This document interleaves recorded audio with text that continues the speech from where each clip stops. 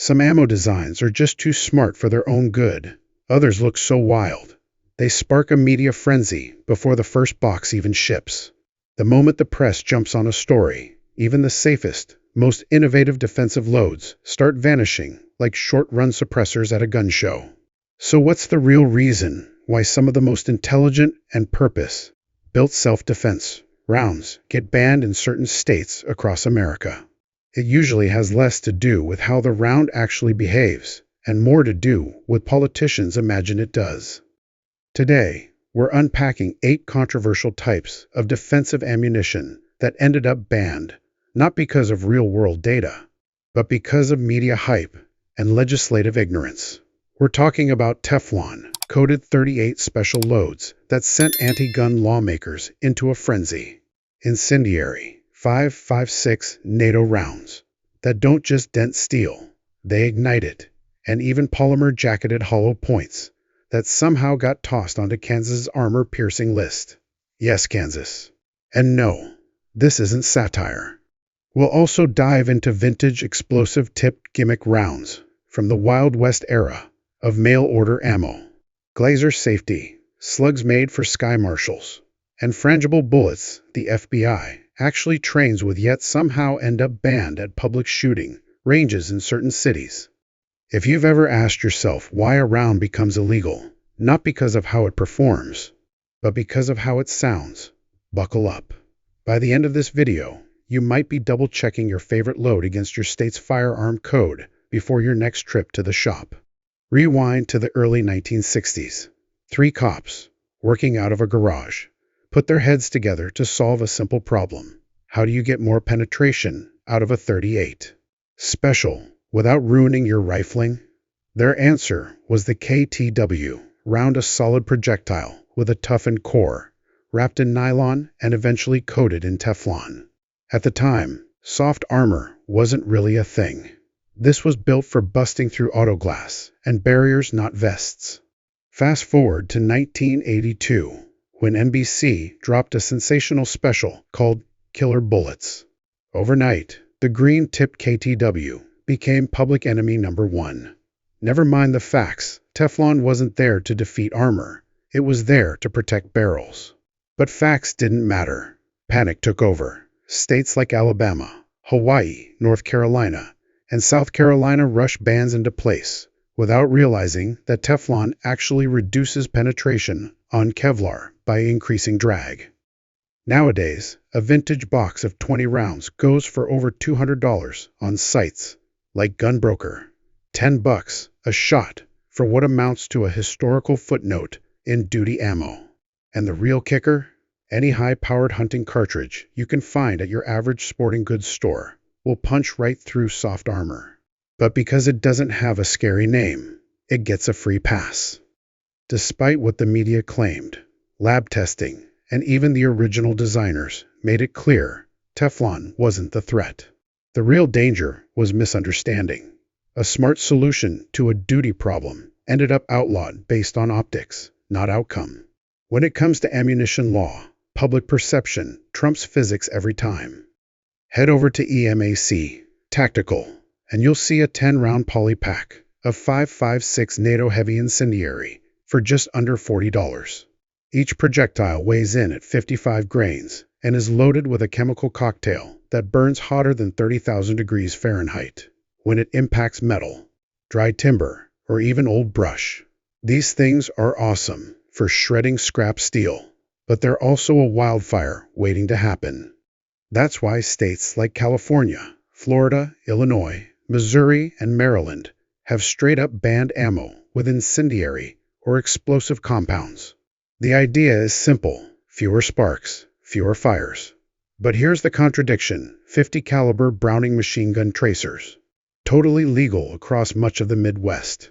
Meanwhile, in Sacramento, you're a criminal for lighting up a junk car with a spark round.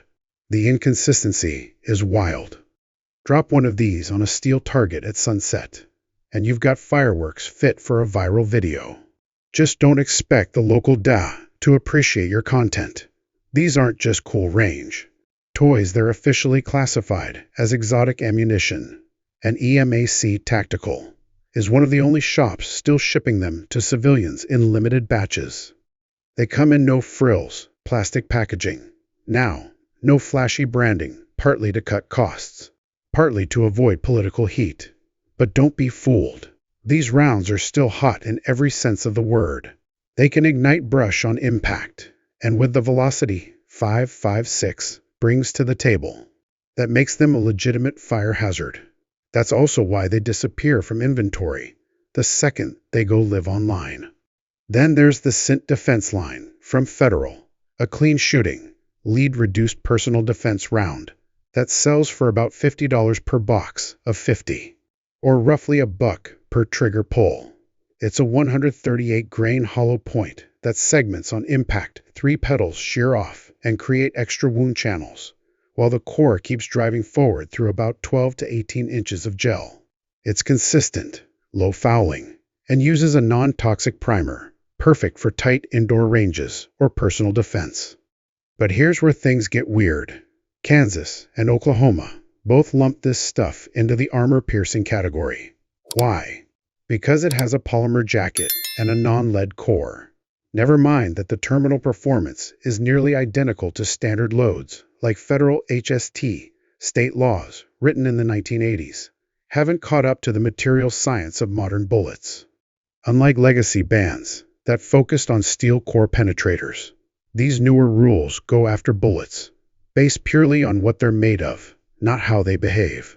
The Scent Defense line was specifically designed to break apart on soft targets, not punch through armor.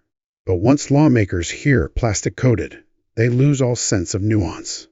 In a twist of irony, everything that makes this round safer for schools, government training, and indoor ranges clean burn, soft tissue fragmentation, reduced splashback is exactly what gets it flagged under outdated legal definitions.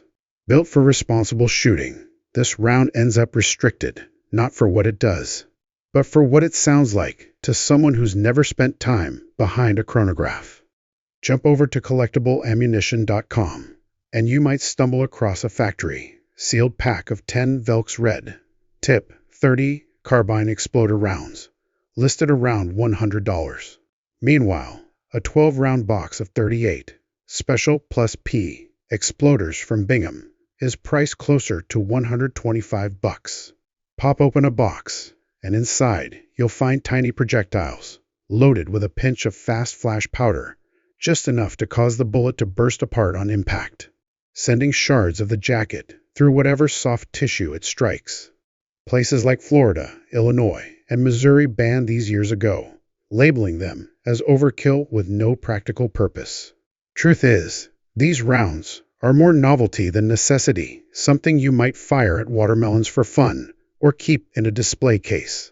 But a word of warning, drive through St. Louis with one tucked in your glove box, and you might find yourself trying to explain to law enforcement that you're not smuggling explosives. You just thought they looked cool on your ammo shelf.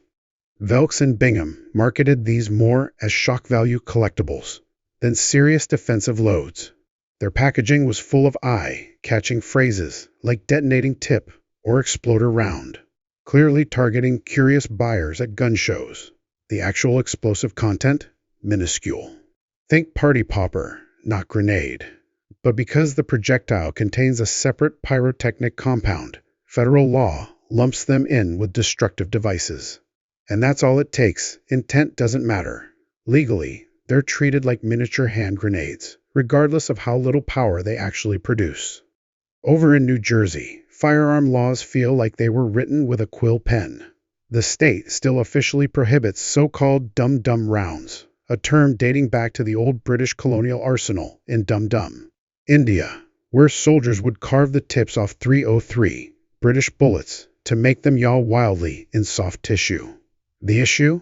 Modern law interprets that term so broadly, almost anything beyond a standard full metal jacket could fall under the ban.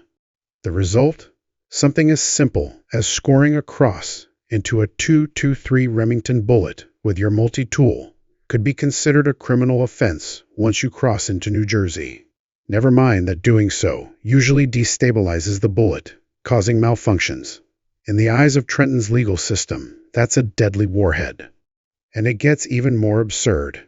Hollow points in New Jersey are only permitted under narrow guidelines home defense, direct transport to and from a shooting range, or for approved hunting.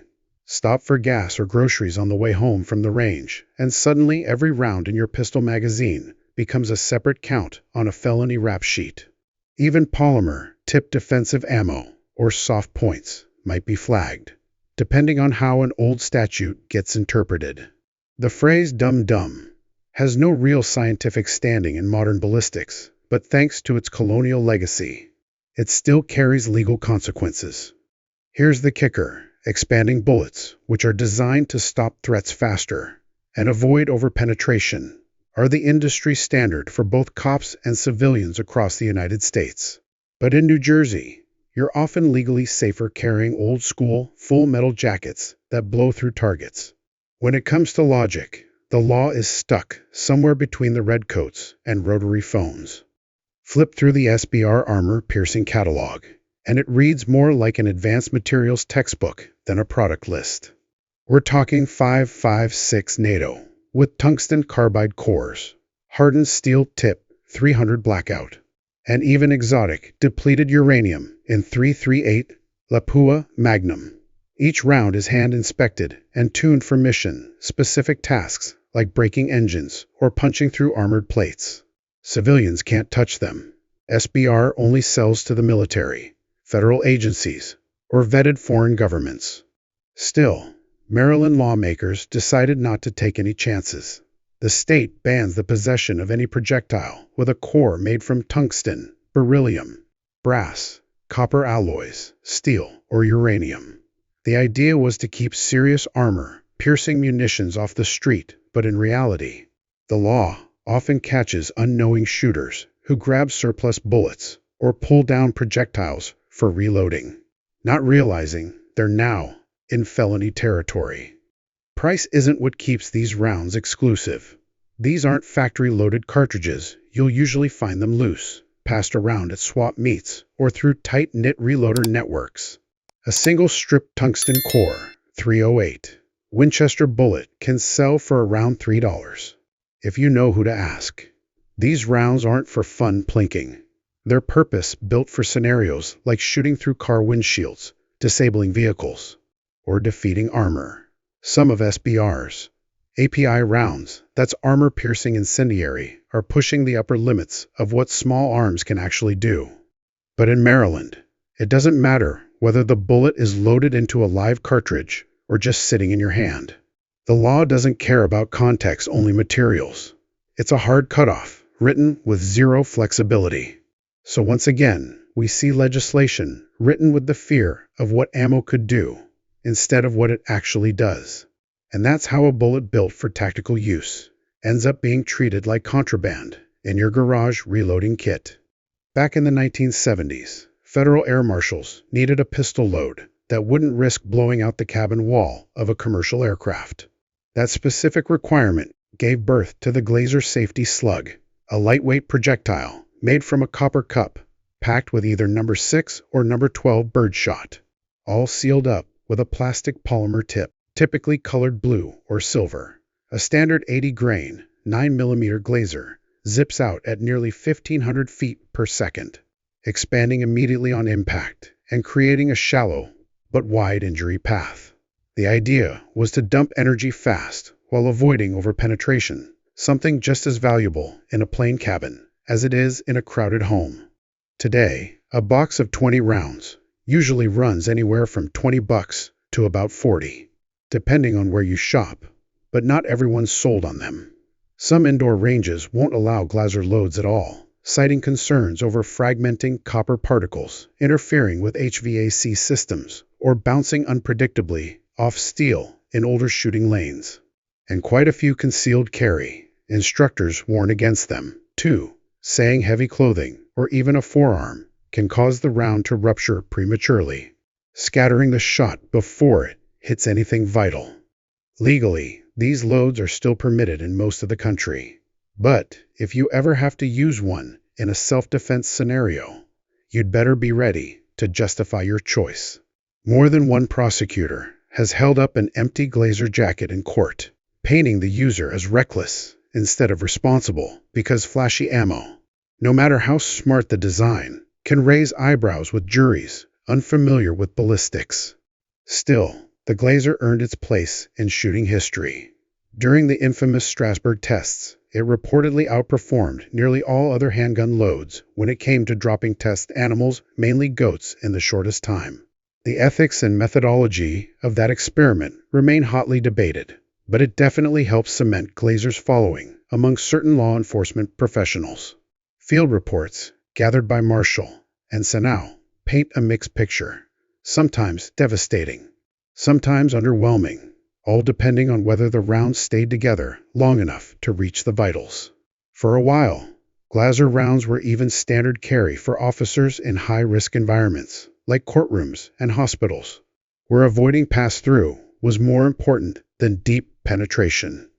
Now, jump over to Green Match, and you'll find a box of 5125 grain, 40 Smith & Wesson copper polymer, frangible rounds, priced right around $36.95. Thanks to modern powder metallurgy, these bullets disintegrate the second they touch steel, yet still manage to cut through roughly 10 to 11 inches of ballistic gel, plenty deep for self-defense. Brands like Inceptor and Centerfire have taken that concept even further. They've engineered frangibles with twisted, sculpted profiles that spin and shred tissue on impact, carving massive wound channels while drastically reducing the odds of a round passing through a wall or bystander. Despite all that tech, old habits die hard. Many traditional indoor ranges and more conservative instructors still blacklist frangibles altogether. Why? Because some early generation designs were unpredictable, bouncing off barriers or cratering ranged steel. Even though no state in the U.S. outright bans them, plenty of local gun clubs treat frangibles like they're radioactive. If you're packing a box of them to the range, it's best to call ahead. And here's the ironic part. The same frangible ammo that's banned from some mom and pop shooting ranges is also used by the FBI, U.S. Coast Guard, and the Federal Law Enforcement Training Center for close quarters battle exercises. So while your local instructor might kick you off the line for loading them, our government's top-tier training programs swear by them for indoor shoot houses and steel-heavy kill houses. From a performance standpoint, today's frangibles absolutely compete with the big-name hollow points. A 380 ACP Federal HST typically punches about 9.3 inches into gel, but a Centerfire 380 frangible reaches past 11, and it still turns to powder the moment it hits anything hard, like bone, studs, or brick behind drywall. This isn't just theory. Experienced hog hunters and whitetail trackers have dropped animals clean using copper polyloads that cause massive trauma while never creating an exit wound. And that wraps up this deep dive: 8 strange, misunderstood, or outright banned types of ammunition that got buried not because they failed, but because the public or the politicians never fully understood them. Got a box of these oddball rounds stashed in your ammo locker? Ever fired one and seen the difference firsthand? Let us know in the comments. We'd love to hear your take. While you're down there, tap that like button, share this with your shooting buddies, and hit that subscribe icon for more content like this.